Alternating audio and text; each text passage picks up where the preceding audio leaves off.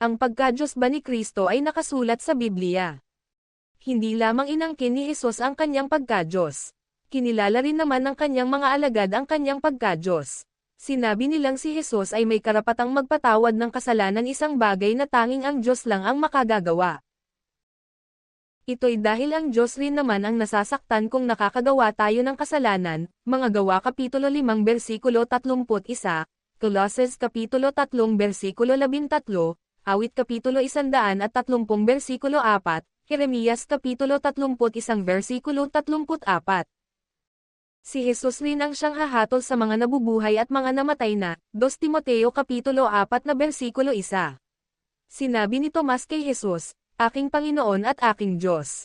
Juan Kapitulo 20 versikulo 28. Tinawag din Pablo si Jesus bilang, "Dakilang Diyos at tagapagligtas," Titus Kapitulo 2 versikulo 13. At binibigyang diin na bago pa man isinilang si Jesus sa mundo siya ay nabubuhay na bilang Diyos, Filipos Kapitulo 2 versikulo 5 hanggang 8. Ang sabi ng manunulat ng aklat ng Hebreo tungkol kay Jesus ay, "Ang iyong kaharian, O Diyos, ay mananatili magpakailan paman," Hebreo Kapitulo 1 versikulo 8. Sinasabi rin ni Juan, "Sa pasimula pa'y naroon na ang salita.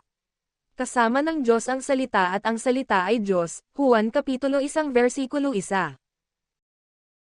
Marami pang mga halimbawa sa Biblia na nagpapatunay sa pagka-Diyos ni Kristo. Tingnan ang mga aklat ng Pahayag Kapitulo 1 versikulo 17, Pahayag Kapitulo 2 versikulo 8, Pahayag Kapitulo 22 versikulo 13, 1 Korinto Kapitulo 10 versikulo 4, 1 Pedro Kapitulo 2 versikulo 6 hanggang 8. Awit Kapitulo 18 versikulo 2, Awit Kapitulo 75 versikulo 1, 1 Pedro Kapitulo 5 versikulo 4, Hebreo Kapitulo 13 versikulo 20, at kahit alinman sa mga ito ay sapat na upang ay pakitang si Jesus ay itinuturing na Diyos ng kanyang mga tagasunod. Si Jesus ay binigyan rin ng titulo na bukod tangi lamang para kay Yahweh, formal na pangalan ng Diyos, sa Lumang Tipan. Ang titulo sa Lumang Tipan na, "Ang Manunubos," Awit Kapitulo 130 versikulo 7, Hosea Kapitulo 13 versikulo 14, ay ginamit din kay Jesus sa Bagong Tipan, Titus Kapitulo 2 versikulo 13, Pahayag Kapitulo 5 versikulo 9. Tinawag din si Jesus na Emmanuel, "Ang Diyos ay nasa atin," sa aklat ng Mateo Kapitulo 1 versikulo 23. Sa aklat ng Zacarias Kapitulo 12 versikulo 10, si Yahweh ang nagsabing, "Titingnan nila ako, ang kanilang sinibat at sinaksak." Subalit sa Bagong Tipan tumutukoy ito sa pagpako kay Jesus sa krus, Juan Kapitulo 11 na versikulo 37, Pahayag Kapitulo 1 versikulo 7. Kung si Yahweh ang nagsabi na siya ay sinibat at sinaksak at tiningnan at si Jesus ay sinibat at sinaksak at tiningnan, sa makatuwid si Jesus ay si Yahweh. Ipinaliwanag ni Pablo ang aklat ng Isaiah Kapitulo 45 versikulo 22 at 23 na tumutukoy kay Jesus sa Filipos Kapitulo 2 versikulo 10 at 11. Gayon din naman, ang pangalan ni Jesus ay ginagamit kasabay ng pangalan ni Yahweh sa mga panalangin, biyaya at kapayapaan ang sumasa inyo mula sa ating Diyos at Panginoong Heso Kristo, Galatia Kapitulo 1 versikulo 3, Efeso Kapitulo 1 versikulo 2. Ito ay maituturing na pagkutsa sa Diyos kung si Jesus ay hindi totoong Diyos. Ang pangalan ni Jesus ay binibigkas rin kasabay ng pangalan ni Yahweh noong ipag-utos ni Jesus ang pagbabautismo, sa pangalan, isahan, ng Ama, at ng Anak at ng Espiritu Santo, Mateo Kapitulo 28 versikulo 11 na tingnan din ang 2 Korinto Kapitulo 13 versikulo 14. Sa aklat ng Pahayag sinabi ni Juan na ang lahat ng nilalang ay nagpupuri kay Kristo, ang Kordero, kung gayon si Jesus ay hindi bahagi ng mga nilalang, Pahayag Kapitulo 5 versikulo 13. Ang mga himala na tanging ang Diyos lamang ang makakagawa ay nagawa rin ni Jesus. Hindi lang bumuhay si Jesus ng patay, Juan Kapitulo 5 versikulo 21, Juan Kapitulo 11 versikulo 38 hanggang 44, at pinatawad ang mga kasalanan, Mga Gawa Kapitulo 5 versikulo 31, Mga Gawa Kapitulo 13 versikulo 38. Ginawa rin niya at patuloy na iniingatan ang buong sangnilikha, Juan Kapitulo 1 versikulo 2, Colosses Kapitulo 1 versikulo 16 at 17. Ang katotohanang ito ay mas lalo pang magpapatibay ng pagka-Diyos ni Kristo kung pinaniniwalaan natin ang sinabi ni Yahweh na nag-iisa lang siya noong panahon ng paglalang, Isaiah Kapitulo 44 na versikulo 24. Ang ibig sabihin ang Diyos at si Jesus ay iisang Diyos. Si Jesus ay mayroon ding mga katangian na tanging ang Diyos lang ang nagtataglay, siya ay walang hanggan, Juan Kapitulo 8 versikulo 58.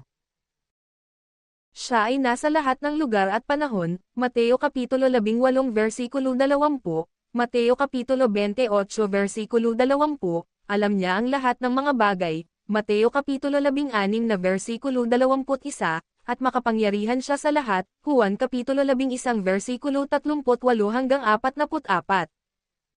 Pinatunayan ni Jesus ang kanyang pagka-Diyos sa pamamagitan ng mga himalang kanyang ginawa maging ang kanyang pagkabuhay mula sa mga patay. Ang ilan sa mga himalang ginawa ni Jesus ay, ginawa niyang alak ang tubig, Juan Kapitulo 2 versikulo 7.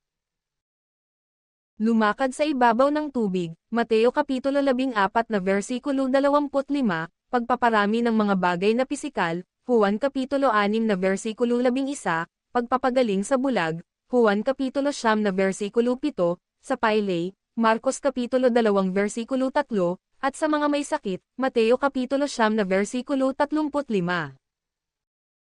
Marcos Kapitulo 1 versikulo 40 hanggang 42, at maging ang pagbuhay sa mga tao mula sa kamatayan, Juan Kapitulo 11 versikulo 43 at 44, Lucas Kapitulo 7 versikulo 11 hanggang 15, Marcos Kapitulo 5 versikulo 35. Higit pa rito, si Jesus mismo ay nabuhay mula sa kamatayan.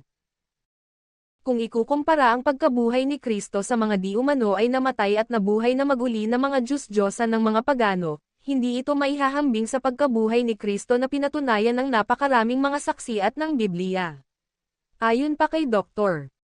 Gary Habermas, mayroong 12 katotohanan sa kasaysayan na kahit ang mga hindi Kristiyanong iskolar ay tinatanggap.